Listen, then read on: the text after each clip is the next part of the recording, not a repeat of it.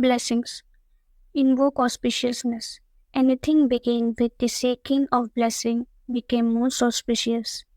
Tulsidas began the Hanuman Chalisa by seeking blessing of Sri Guru Charana Saroj Racha. This could mean Sri who is Guru or Guru who is empowered by Sri. Sri refers to the Sita, the divine mother who is essence of Ramayana. Sita is considered to be the most important guru in Ramayana. In her presence, Rama never killed a demon. In fact, the worst of the demons who deserved to kill were forgiven by Mother Sita, beginning with Kakasur.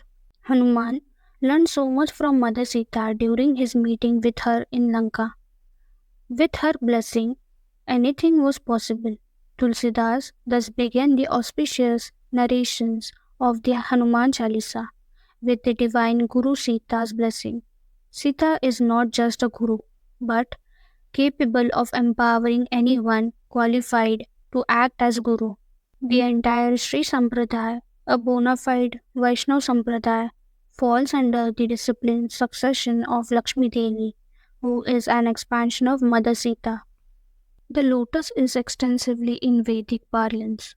This is because the lotus grows in muddy water and yet blooms into a beautiful flower, leading purity to its surrounding.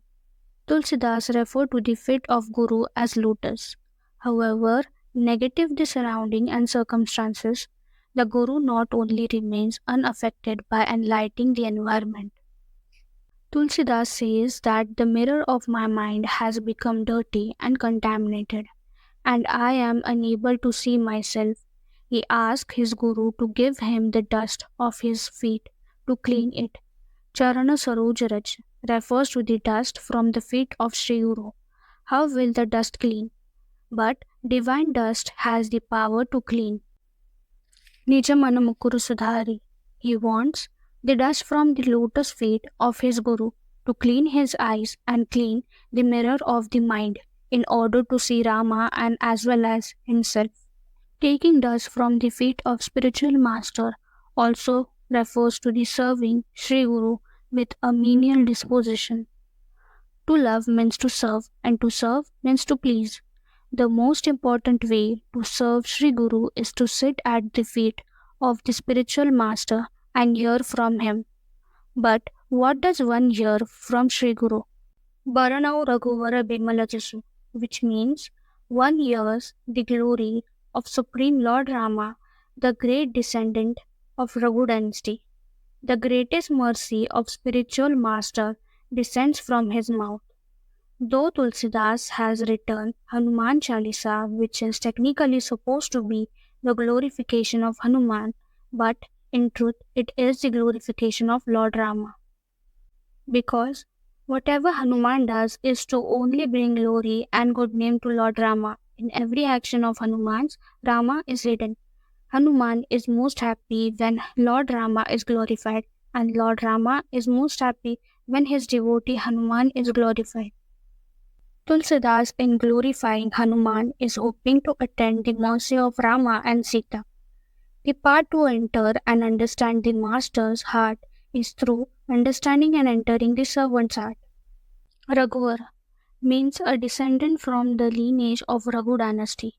Usually, the title is reserved for Lord Rama. However, Tulsidas could also be referring to Hanuman. When Hanuman finds Sita in Lanka, she is overwhelmed with emotions of relief and joy and calls him son.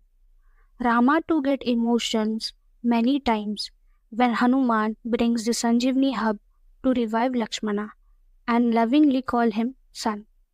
By referring to Hanuman as Raghuvar, Tulsidas allude to the high esteem which Rama and Sita had for him.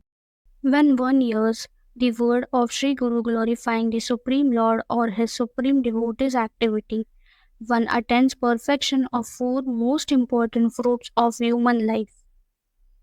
The exalted commentator on Hanuman Chalisa, Ram Bhadracharya, explains the four goals of human life vary depending on who you are. For a materialistic devotee, the four goals are dharma, artha, kam, moksha. For a person seeking liberation, the four goals are Salokya Mukti, Samipya Mukti, Sayuja Mukti, and Sarupa Mukti.